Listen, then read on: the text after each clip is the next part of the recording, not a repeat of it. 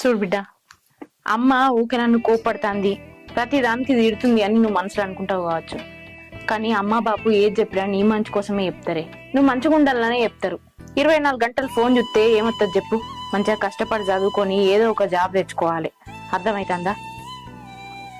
వీళ్ళు ఇట్లా అన్నారు, వాళ్ళు అట్లన్నారు అని ఎప్పుడు కోప్పడద్దు, బాధపడద్దు. అట్లా అని స్కూల్లో ఎవరేమన్నా అంటే మాకు చెప్పకుండా ఉండద్దు. టీచర్లు ఏమన్నా, దోస్తులు ఏమన్నా, అమ్మ గిది సంగతి అని అమ్మకి చెప్పాలి. పోనీ నాకెప్పుడు భయం అయితే నాన్నకి చెప్పాలి.